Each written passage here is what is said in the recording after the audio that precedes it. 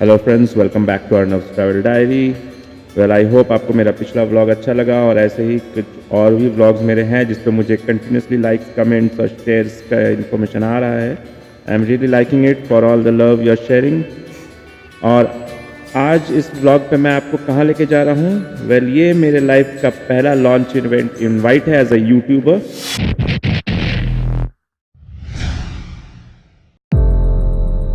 Dear all,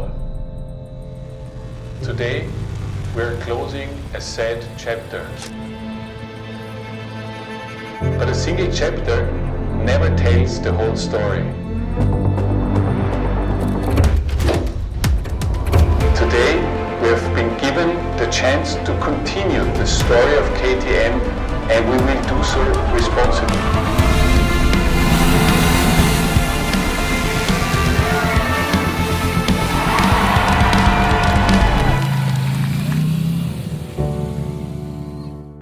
well, जैसा कि हम सब जानते हैं कि KTM ने रिसेंटली अपनी बैंकरप्सी फाइल की थी और कुछ 2000 के ऊपर इन्वेस्टर्स को पैसे देने थे और वो हेवी लॉसेस में थे, लेकिन कुछ एंजल इन्वेस्टर्स ने उनकी मदद की and KTM is coming back.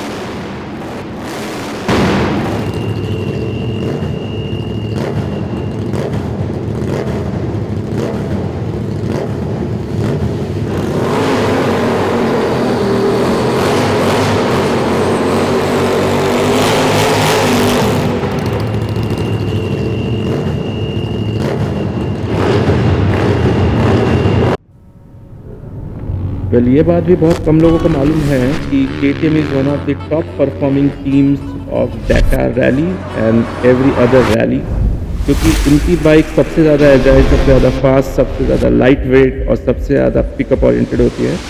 तो एक बहुत लंबे टाइम से KTM इस रैली सेक्शन को अपने एडवेंचर सीरीज़ मोटरसाइकिल से डोमिनेट करते आई है। But the problem is the rally section and the rally series part are very less shared with the commuter motorcycle जो कस्टमर्स को दी जाती है। और KTM ने इसी चीज़ को अचानक से 2025 में बदल डाला है।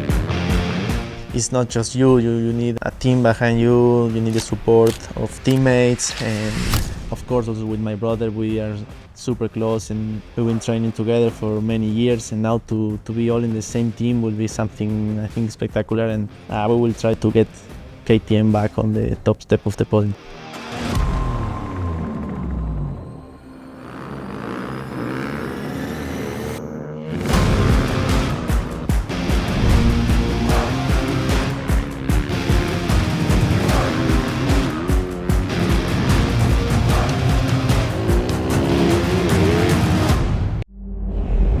और ये बात सारे एडवेंचर और मोटरसाइकिल इंथुजियास्ट को पता चली थी जब पहली बार ये वाला वीडियो KTM ने टीज़ किया था, जो कि डायरेक्टली एक रिप ऑफ था कंप्लीटली डैकार और दूसरे रेसिंग एंड एडवेंचर सीरीज जो उनका रेस लेवल स्पेक होता है।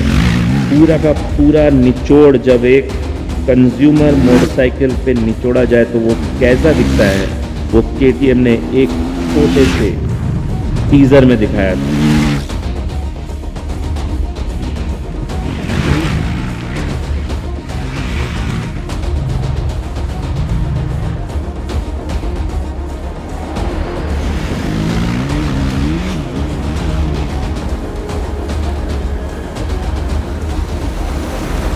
वेल, अगर हम KTM के टॉप एंड मॉडल को देखें जो कि है 390 एडवेंचर XNS, जो कि 399 की single cylinder liquid cooled engine produce करती है 46 PS और 39 Nm का torque along with 6 speed gear box में स्लिपर क्लच और क्विक शिफ्टर स्टैंडर्ड आता है।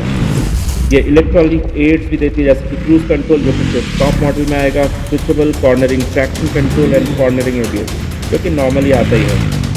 इसमें आता है आपको slipper clutch, bidirectional quick shifter आता है, तो दोनों तरफ बाई डायरेक्शनल है जो कि कम्प्लीटली नया है इस सीरीज में, जो पहले भी नहीं आता था। इसका चैसी डिज़ाइन, इसका हेडलाइट डिज़ाइन, इसका जो spoke, this has tubeless spoke जो पहली बार KTM ने अपने एडवेंचर सीरीज़ में डाला है, जो कि इनका आपका डैकार रैली से आता है। They already had tubeless spokes but they didn't offer until today.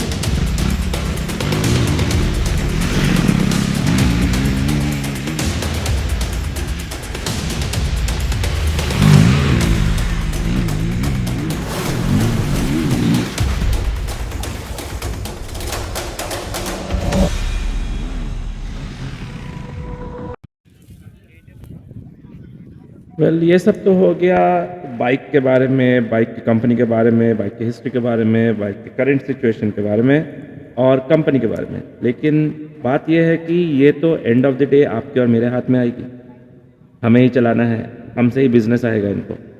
तो from consumer point of view bike कैसी है? वेल ये बाइक हर किसी के लिए है और हर किसी के लिए नहीं भी है। KTM से हमारे दिमाग में नॉर्मली छपरियों का फोटो आता है, वो जाता है ना कॉस्को बॉल कलर के, किसी का लाल, किसी का हरा, किसी का पीला, किसी का नीला, चप्पल वाले राइडर्स। चलिए वो नहीं है। Slowly KTM and I think the rider community is also changing it, क्योंकि इसका जो एडवेंचर सीरीज है इसको डिनोज वॉल्ट, जो हैदराबाद एंड तेलंगाना के one of the biggest YouTubers है, he himself came to unveil it and he himself has appreciated the changes made in the motorcycle, which we all know is a huge change from KTM's side as well. तो छपरियों दूर रहना।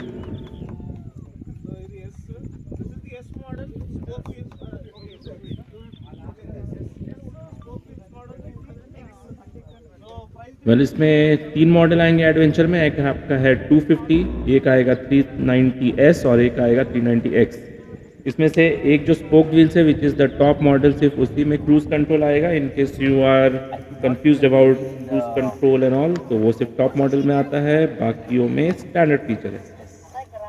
तो उसमें काफ़ी budget का difference होता है, 70,000, 50,000, 40,000। हाँ, इसके बारे में तो बताना भूल ही गया। ये जो बच्चे आपको बाइक पे दिख रहे हैं ये तो ऑर्डिनरी बच्चे नहीं हैं, ये स्पीडवे मोटर क्रॉस जो है ये वाला वही जगह है, हैदराबाद से थोड़ी दूर पे है। यहाँ पे मोटर क्रॉसिंग प्रैक्टिस सेशंस वगैरह, ट्रेनिंग वगैरह या कई बार ऑफ रोड इवेंट्स भी होते हैं, उसमें ये बच्चे भाग लेते हैं and they are one of the most renowned motorcyclist, मतलब ऑफ रोडिंग में in kids category. Well back to the motorcycle again, हम सबको 2 से 3 राउंड दिए गए थे। मैंने 250 और 390X दोनों ट्राई किया है। दोनों के पावर फिगर्स में, कंट्रोल में ज़्यादा फ़र्क नहीं है, बाइक का शेप या हाइट बोल लो या वेट में हल्का डिफरेंस है, लेकिन शेप, हाइट और बाकी स्पेक्स में दोनों आइडेंटिकल है। तो it is completely your option, आप 250 के साथ जाना चाहते हो या आप बिगर बाइक, द बिगर इंजन 390 के साथ जाना चाहते हो। Rest everything is standard, only the top model has the cruise control with the spoke tubeless wheels, and उसका 70,000 एक्स्ट्रा पड़ेगा। तो everything depends on your budget, your preference and your need.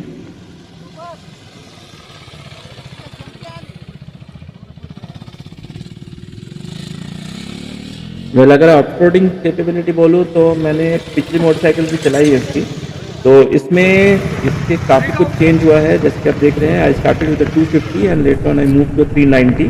Thanks. तो मैंने दोनों ही मोटरसाइकिल्स को 2-2 round चलाया है।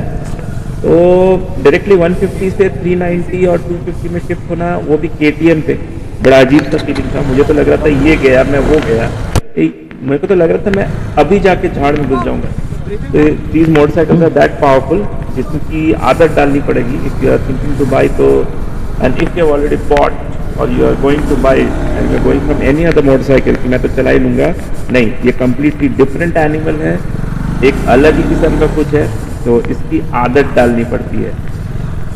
Apart from that, this is one of the best motorcycles अगर आपको एडवेंचर करना है, अगर आप मेरी तरह लॉन्ग टूरर हैं, अगर टूरर हैं और ऑफ रोडिंग कम करेंगे तो आई वुड सजेस्ट कि आप इसके एलॉय व्हील ऑप्शन पे जाएं। Those are around 50 to 60,000 cheaper, और वो रोड पॉइंट ऑफ व्यू से आपको ट्यूबलेस मिल जाएगा। और जो स्पोक व्हील भी डेफिनेटली आप बोलेंगे कि स्पोक व्हील भी तो ट्यूबलेस है, बट देन अगेन वो स्पोक व्हील ट्यूबलेस, उसमें एक रिम के अंदर एक रबर ट्यूबिंग का काम किया गया है। तो रबर आई वुड डेफिनेटली से कि वक्त के साथ वो डेटोरिएट होगा, और जब डेटोरिएट होगा तो ऑटोमेटिकली ट्यूब की जरूरत पड़ेगी, या फिर उस पूरे के पूरे रबर सेटअप को जो ट्यूबलेस बना रही है उसको बदलने की ज़रूरत पड़ेगी, जो शायद उतना कॉस्ट इफेक्टिव ना हो। तो अगर आप उतना ज़्यादा ऑफ रोडिंग या बाइक को उसके एक्सट्रीम एंड तक यूज़ नहीं करने वाले हैं, तो सजेशन गोज कि आप इसका एलॉय वाला वर्जन ले लें।